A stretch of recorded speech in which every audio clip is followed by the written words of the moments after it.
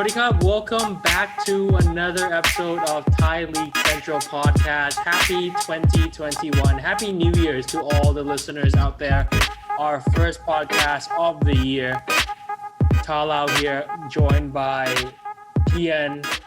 Of course, we're here at Thai League Central discussing the recent situation with the Toyota Thai League. The league has been postponed. So no games will be played this month of January due to the second outbreak, you could say, in the country. You know, lots of cases coming in from Samut then arriving at Jeonbuk, coming to Bangkok, and now basically spreading all over the provinces in Thailand. Gian, I hope you're healthy. You're smiling as we're doing this podcast. How are you doing? I'm doing all right. I'm stay home more than I was before, obviously, with the new outbreak. But I'm doing well. I'm healthy and all. Yeah, I mean, I just got back from Chiang Mai. I was out on New Year's Eve. Didn't go to anywhere that was, I guess, endangered of the COVID situation. And I made sure that, you know, me and my friends were socially distanced from everyone else. So it was a little bit of a scare coming back that, okay, Chiang Mai had developed new cases, but hey, we'll put that aside. Both of us are doing fine. Let's talk a bit about your thoughts on the league postponement. So no games for sure in the month of January. There's been rumors floating around that if it continues this way, they're just going to cancel the league. That's basically what they did for T3 or the third division, where they've just said, okay, if you're the first two teams, then you go to the next round. Everyone else just stop playing. But Thai League 1 and Thai League 2 have gone hey, we're not going to play any games in January route. So, Gian, for you, how do you see the Thai League handling this situation? Do you agree with that? Yeah, it's a really tough one. And if you want to know and hear more about this and read more about this, I direct you to Dale's website, Jeonbuk FC, where they're doing a whole forum on that with a lot of fans talking about what they think about the postponement.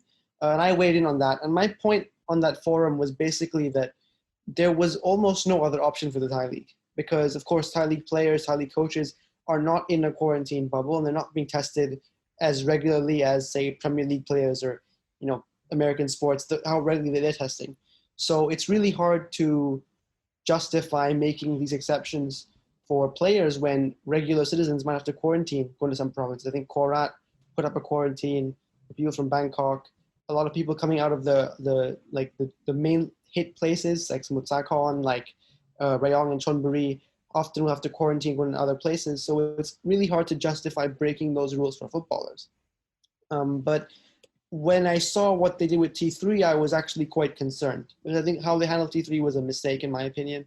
There are quite a few teams, you know, just outside those promotion playoff spots where they could actually have put on a run and actually gotten in those places.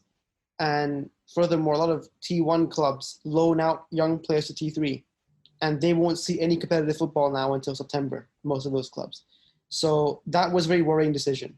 And it doesn't give me a lot of confidence about what the Thai League's T1 and T2 strategy is to exit from this if it continues to get worse. Hopefully, we can contain the virus and within a month we can have conditions safe enough to play football again. Or the FA can come up with a way to have a protocol in place to play behind closed doors. But for now, postponing a month, I'm not worried, I'm not outraged. What I'm worried about is if we get to February and you still can't go back to normal, what are you going to do? And if seeing how they handle T3, I really hope they have a better strategy for T1 and T2.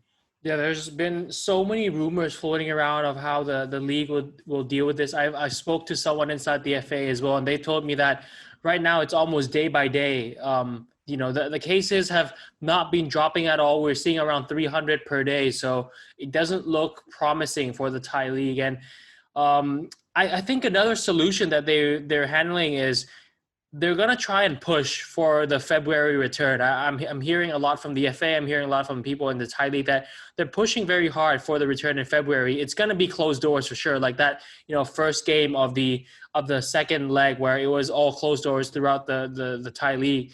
And what I'm thinking is there's a really good chance that all the games in Thai League don't get played right away at the beginning of February. It might be, a week or two into February. And then once they get the nod from the Thai government that, okay, maybe you have testing for every single Thai League 1 and 2 club a week before the return.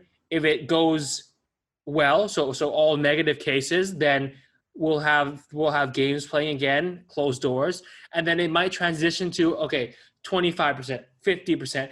But the percentages, that's what I'm concerning. That this might be a long shot, but teams actually have to socially distance their fans at grounds. Gian, you and I, we've been to a few grounds after the restart of Thai League. Fans don't socially distance. It's almost like stadiums can also be another super spreader type of feel if it's not dealt properly. So I mean, that's a long shot for now, but I'm thinking that Thai FA and Thai League, they're going to push as hard so that there will be games playing in February. I think what we've seen, and this is looking outside of football, what we've seen is that the Thai government's tolerance for low numbers of COVID cases is a lot better now than it was a year ago. So early 2020, the obsession was 0 cases, and that they refused to open things up until there was 0 cases. And I think that after trying that strategy, they realized that the economic damage of that is too much. So I think that this time, I thought a prediction that many have made, that the COVID administration will be a bit more lenient this time around, saying if there are low cases, sure, you can play behind closed doors. I think that's most likely to happen. And I hope that they carry that principle over to football, because we do have some extra time before the league has to end, right? It ends in March, and we can easily drag it into May if we have to, and still give the players a decent break before the next season. But if they wait too long, or fans could lose interest, teams lose money. So don't give us another long, months-long break. Hopefully use this time to figure out a good way forward. Definitely. I agree with all of that. I don't think there'll be a nationwide lockdown like there was in 2020 again. I don't think they're going to go full on, everything must close, everyone stays at home, there's going to be a curfew. Yeah. I don't see that happening. I think it's going to be slowly, all the entertainment places, all the social gathering sort of venues will close. And then as the cases start, heading down towards less than 100 per day, less than 50, and then we'll get back to that, normal type of vibe again that we've been having for most of 2020. So, all right, let's now shift to another topic that came up a lot this past week: transfers. Yes, I'm going to begin with this one. So, Kawin Thamsatchanan just got out of quarantine, I believe, 1 day ago at the time of recording. So we're recording on January 8th, 2021. So he got out on January 7th. Lots of drama again about where he was going to end up, heading back to Thailand. Everybody knew it was either going to be Muangthong or Port. It shift around. It was going to be Muangthong. It was going to be Port. In the end, no deal for any side. Let's not get too into why and all the details, but yeah, in the end, he couldn't land any of the teams. And yeah, he's going back now to Belgium, to OH Leuven in the first division of Belgium Football League. What do you make of it? Do you think this is another missed opportunity for Kawin, or do you think it's another journey for him back to Belgium that he should be looking forward to? Yeah, well, it's a big blow for both Muangthong and Port. I think Port, we're looking forward to having a new keeper, more reliable pair of hands. I mean, Warwood has been brilliant, but I think Port fans, were looking forward to the deal because it had been building up so long that they were in for Kawin. I don't think Muangthong fans initially felt hopeful, but once the news started coming out that Muangthong are seriously in the race for him, that Muangthong got their fans' hopes up. And to let that down was, quite disappointing, I thought. I think Kawin also brings a big leadership to the back line. I think we've been seeing Chachai and Bellini play pretty decently well. And of course, Sarin Khan has been playing frequently this year. And they're very talented defenders. That's very clear. But they need a leader behind them who's going to shout at them and tell them where to stand, how to defend.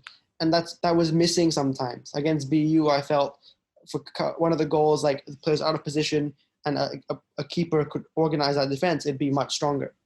So both sides, would have benefited a lot from having Kawin there. And again, for Kawin, it's the choice going back to Belgium is he going to get to play? Is he going to get to, be a regular or even get, any sort of playing time? And I think Thai fans are still counting on him to be Thailand's number one. People still expect him to be the number one for Thailand. And Siwarak has not had the best season. So the pressure on Kawin now is probably even more to step back into the limelight. Yeah. So it's really important now that if he goes to Leuven, does he actually have enough of a chance to play and a chance to, keep fit, keep sharp, and be ready when Thailand needs him? Yeah, it's a tough story, and it's a tough situation when people mention Kawin and when I'm commenting about it, because he's by far Thailand's number one 2 years ago. Throughout his career, it was always Kawin.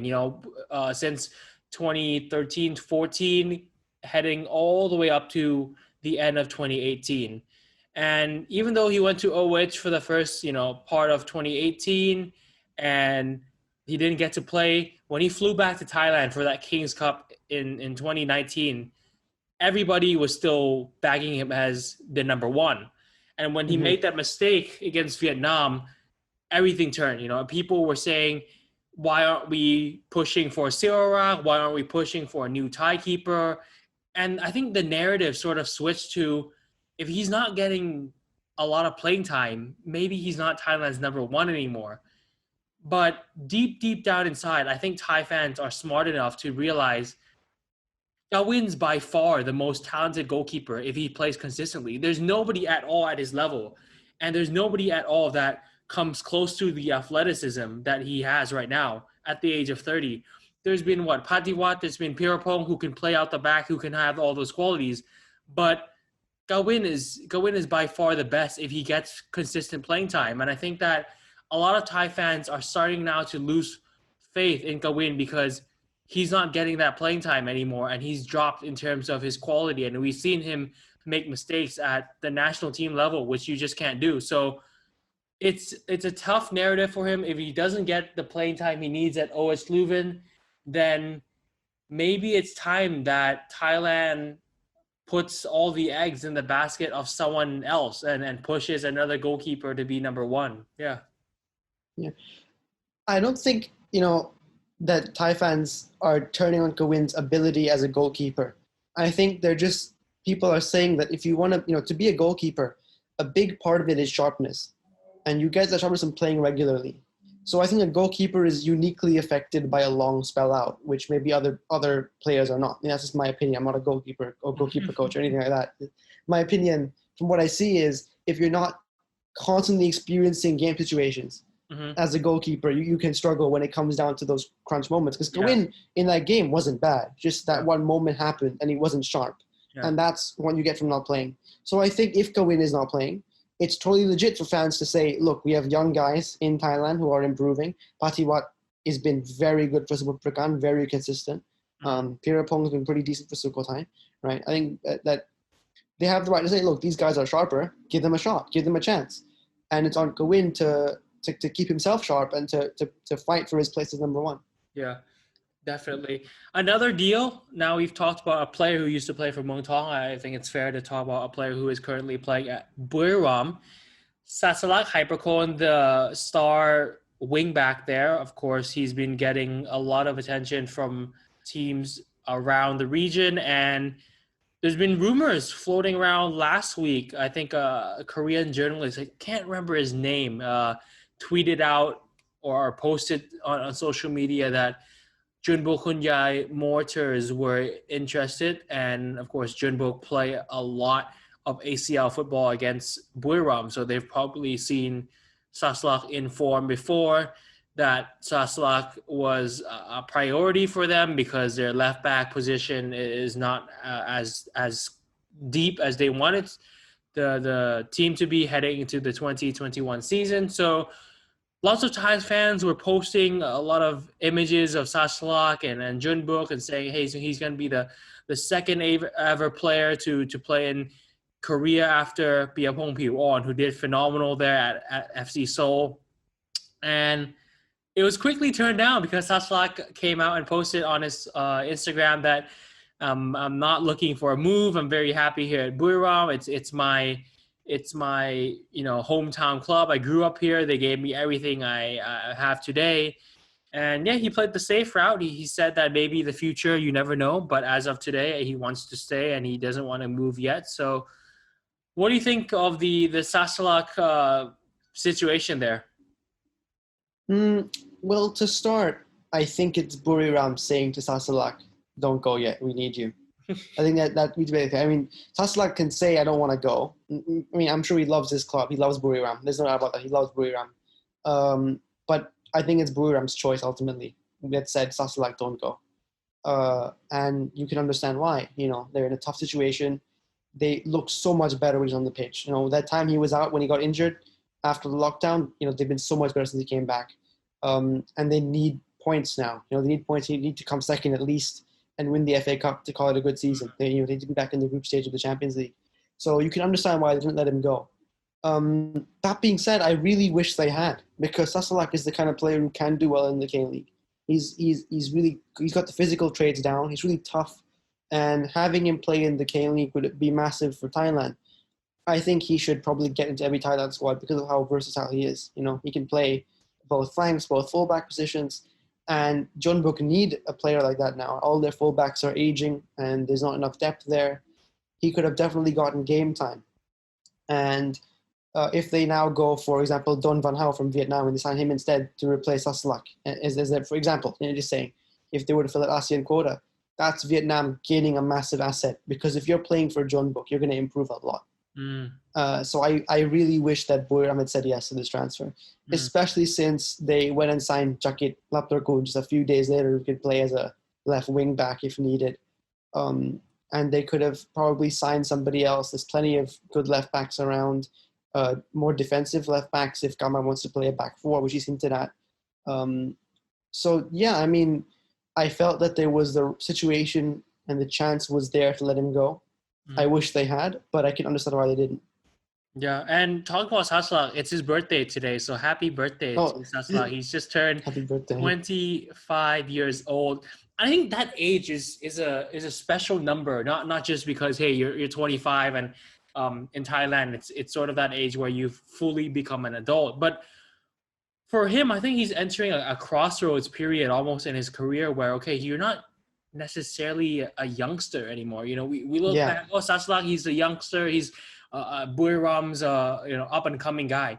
You're sort of the main guy now at 25, and I think he's got to pick where he wants to head in his career, because he's been getting lots of opportunities under Nishino just to play in that left back spot. I think he did phenomenal against the UAE game at home that we beat UAE, but it's almost like it's your turn to pick your destiny and to pick if you're going to shine or, how bright you're going to shine. Of course, you've shined bright already in Thailand, but do you want to go and do you want to be famous in Asia? Do you want to be the next Tirton? It's almost in his hands.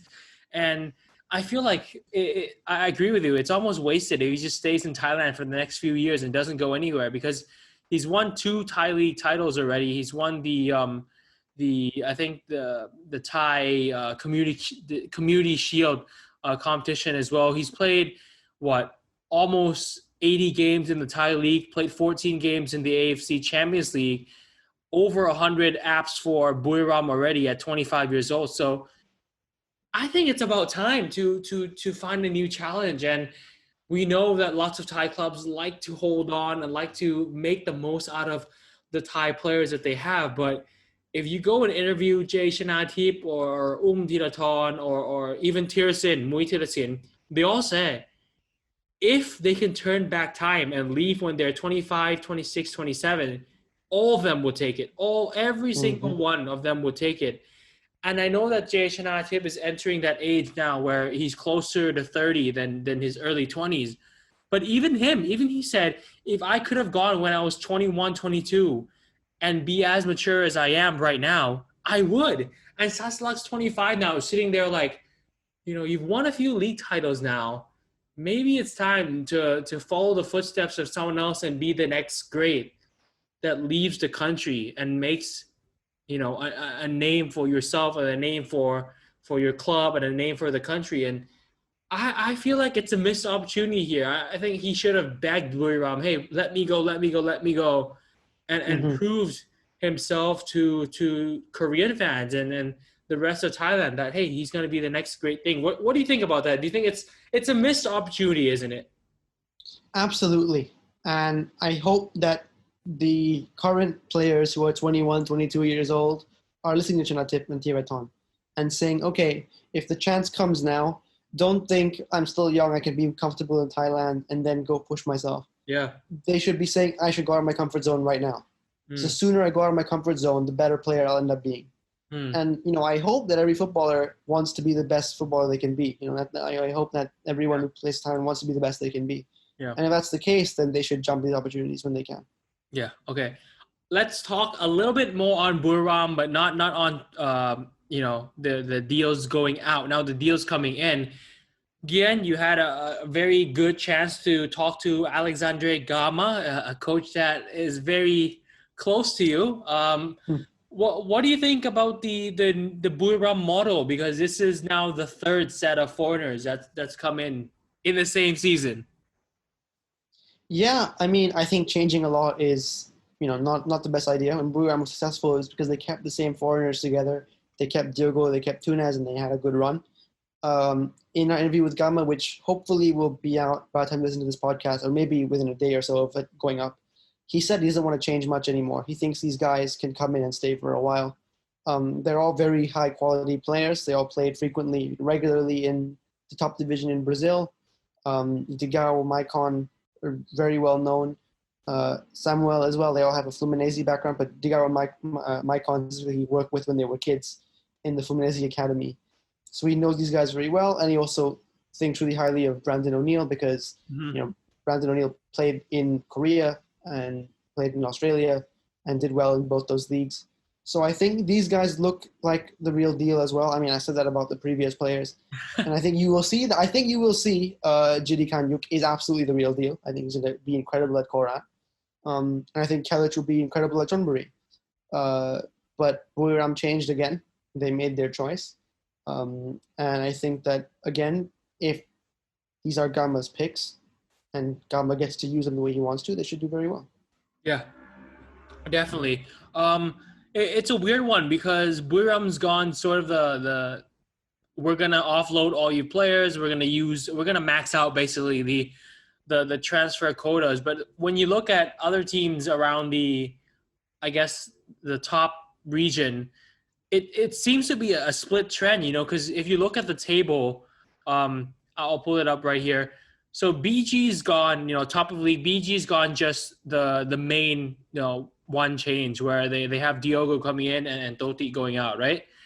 Mm-hmm. Port's also gone quite minimal. They've only bought in Yannick Boli, and they've who've Port let go? Heberty, of course, Heberty. Oh yeah, Yeah. he barely played, so we forgot. Yeah. So Port and BG's gone the one-man route. Ratchaburi have just fallen in love with Filipino players, and they have four now in their team. Buriram, same thing, big change. Chiang Rai, not really a big change for them. So again, looking forward with the trend of big change, little change, which do you think will come out on top if you had to predict? You mean like the table, like the standings? No, in terms of success. Oh, yeah. BG are going to win the league and Buriram will come second. That's my prediction if you want that. But seriously, as it depends on the club, right? It depends on the club, what they need, how the players are doing, what the coach needs. And, I just hope all the transfers and the changes were what the coaches wanted. That's all I can say. Usually the rule, if you're looking for a Thai league rule or a Thai league trend, the trend isn't change less and you will be successful. It's let your coach pick the signings and you'll be successful. Yeah. And give the players the coach wants. Yeah. So I think that's the main thing you have to look for. And I think Gama got his guys, right? Gama literally worked with these guys when they were teenagers. You couldn't get more Gama picks than these guys. Yeah. So let's see. Right. One I'm going to surprise you here, but one new segment that we're going to introduce in the 2021 version of Thai League shit. Central podcast.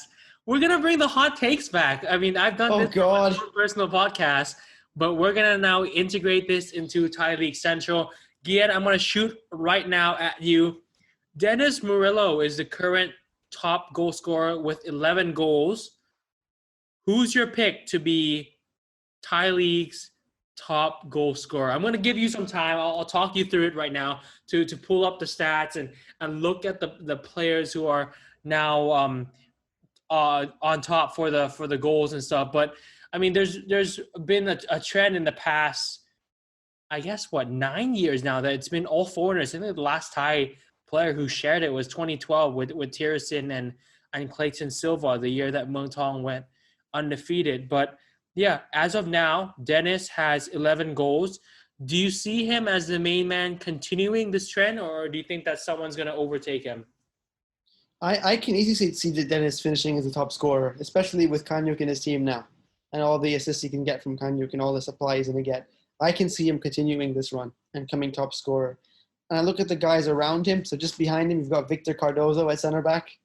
Is he going to keep scoring goals constantly? Maybe. We might see a center back finish top scorer. That'd be a great, it'd be a big reflection of the kind of football BG play, but it would be interesting. If Cardozo finishes top goal scorer for the season, that in itself just sums up Thai League's season as a whole. Like, that's how crazy it's been.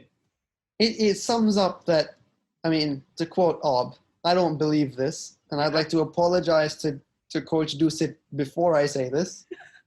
And I'd like to tell him that they are not my words, but they are the words of Ob, Tactic Times, that he is a glorified Big Sam. Those are the words of Ob. I have the receipts on chat. God. And I think if Cardozo finished top scorer, that would be absolutely banter. I don't see anyone else scoring consistently. So I think Dennis Murillo could finish top scorer, actually. Okay. I don't see John Baggio scoring consistently because Sukhothai don't create as many chances as Korat probably will. I think they're going to go from different directions now, Korat and Sukhothai. Samut Prakan are creating a lot of chances. I think Baro Sardelli is in the mix there. But yeah, I think Dennis Murillo has a good shot of maintaining it.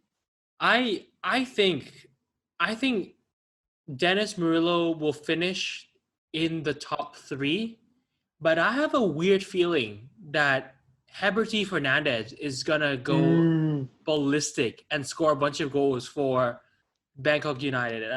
I'm not sure about this pick, but I have a feeling that Bangkok United, the little changes that they've been making, I feel like Heberty is gonna catch fire here because of how much time he has to work with these players. And I think that one's going to give him the ball a lot.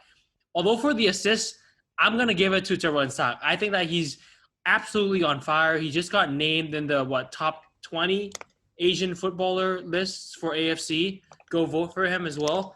But yeah, I think Jeonbuk's going to get top assists.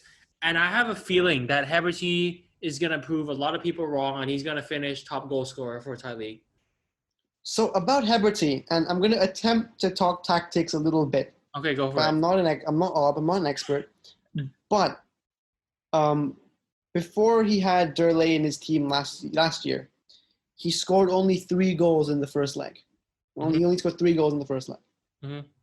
Then once Gama came and he had Durley to play off of, he was much more prolific. Right? He scored most of his goals in the second leg. I think he ended up with 11, so he scored 8 goals in the second leg compared to 3 in the first leg. I'm pretty sure those numbers. I'm not 100% on those numbers, but I know he barely scored in the first leg because once he had a target man to play off of, he was able to receive the ball in much higher advanced positions and release the ball much quicker. At BU, he doesn't have a focal point to play off of. He drops really deep to get the ball, and Vander also drops really deep to get the ball. So he doesn't really get in the box as much as he did when he was playing for Muangthong. And I really hope that BU start Nattawut up top because Nattawut deserves to be a main striker, and I think the Thai national team will benefit from having a Thai player start as the main striker at a top club. But Nattawut is a pure finisher. He's not a target man. He's a pure finisher. His whole game is I'll get in the box, I'll read the space, I'll get in the position and score the tap in. and he has got that skill down fantastically. I think he's going to be one of Thailand's best strikers in the future. I think he's incredible. But he's not the kind of striker who brings other people into play. He's the kind of finishes off plays.